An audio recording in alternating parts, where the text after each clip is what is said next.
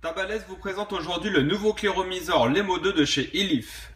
Le Lemo 2 vous est présenté donc dans un pactage comme celui-ci en carton, où à l'intérieur donc vous allez retrouver le Lemo 2 ici.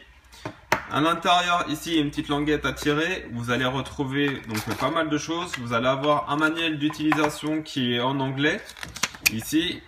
Voilà, vous allez avoir ici un petit fascicule pour savoir comment remplir votre cléromiseur. Et là vous allez avoir un sachet avec pas mal de joints de rechange, un petit tournevis, du Cantal en 0,5 et du coton organique. Au niveau de ses caractéristiques techniques, donc il va être fait en acier inoxydable, il va avoir un tank en Pyrex ici avec une capacité de 3,8 ml. Vous allez avoir ici un connecteur 510, une bague d'airflow réglable avec double entrée d'airflow, on y reviendra par la suite. Vous allez avoir donc une longueur totale de 72 mm avec un diamètre de 22 mm pour un poids global de 72 grammes.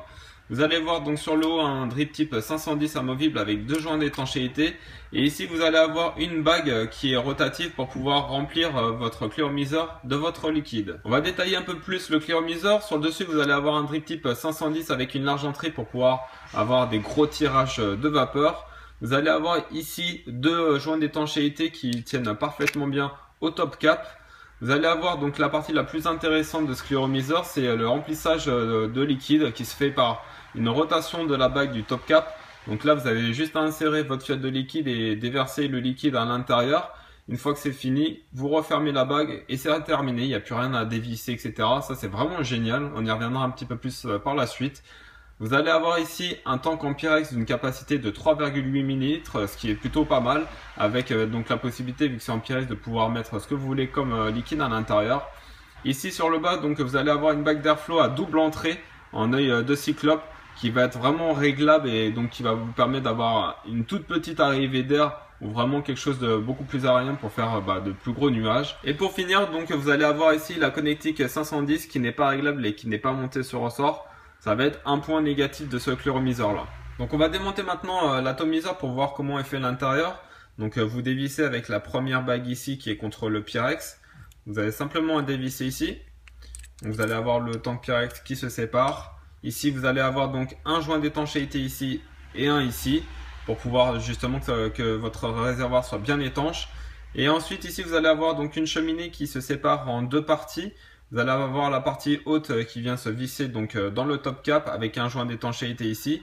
Et vous allez avoir la deuxième partie qui préserve votre coil qui va être démontable pour refaire justement votre montage. Donc on va dévisser la partie haute de la cheminée ici. Donc on va pouvoir directement avoir une visibilité sur le coil. Donc le coil il est monté en 0,5 ohm d'origine avec déjà le coton inséré dedans. Donc là pour démonter la partie il suffit simplement de dévisser ici. Donc là vous allez avoir accès au coil. Donc voilà comment il est fait. Vous allez avoir donc pour commencer ici des larges entrées de liquide qui va vous permettre d'utiliser tout type de liquide à l'intérieur. Vous allez avoir ici un airflow qui est situé en dessous le coil et qui est vraiment assez large pour pouvoir justement utiliser pleinement l'œil de cyclope avec la plus grande ouverture. Et vous avez la possibilité de coller de deux façons différentes au niveau de l'insertion du Cantal. Donc soit vous pouvez passer ici par le trou pour pouvoir le fixer en resserrant la vis par le dessus, ou soit tout simplement vous enroulez le Cantal autour de la vis pour pouvoir resserrer tout ça. Donc une fois que vous avez recollé votre atomiseur, vous revissez donc la première cloche, vous revissez la deuxième cloche après avoir donc bien imbibé votre coton de liquide, tout simplement. Voilà. Et ensuite vous prenez donc le tank en Pyrex, vous venez le passer ici et vous prenez donc le top cap et vous venez visser donc le haut de la cheminée sur le haut du top cap ici, tout simplement en appuyant légèrement. Et là le Pyrex va venir se coincer et là on va pouvoir donc remplir de liquide le cléromiseur. Pour remplir de liquide donc le Lemo 2, il n'y a rien de compliqué, vous avez juste à faire pivoter le top cap ici. Donc vraiment rien de compliqué. Une fois que vous l'avez ouverte, vous prenez donc votre fiole de liquide, vous ouvrez tout simplement et vous versez donc le liquide ici dans le trou. Ça va se déverser par le remplissage, le trou de remplissage. Vous laissez un petit peu d'air sur le haut. Une fois que c'est terminé, vous avez juste à refermer et là votre cléromiseur est fonctionnel. On va donc passer maintenant au point positif et au point négatif. Le premier point positif va être forcément le remplissage qui est ultra simple. c'est le premier cluromiseur où c'est vraiment très simple de le remplir. Vous avez juste à faire pivoter cette bague du top cap et vous versez votre liquide et vous refermez et c'est terminé. Plus besoin de démonter quoi que ce soit. Ça, c'est vraiment un gros point positif. Le deuxième point positif va être au niveau de la restitution de saveur. Elle est vraiment très bonne. Elle est pareil que l'Expromiser avec le point de différence sur le fait que vous pouvez mettre un airflow serré ou vraiment très aérien. Et ça, c'est vraiment un gros plus. Comparé au Lemo 1, vous avez aussi un nouvel avantage au niveau de l'airflow. Sur le Lemo 1, il fallait dévisser la bague d'en dessous pour pouvoir donc changer le réglage d'airflow. Là, vous avez une simple rotation de la bague et c'est terminé. Autre point positif, vous allez avoir une plus grande quantité de vapeur que par rapport à la version 1, de par les doubles entrées d'airflow ici en œil de cyclope et avec le plateau, avec justement ce qu'on a vu tout à l'heure, l'airflow qui est situé sous le coil, qui est beaucoup plus grande.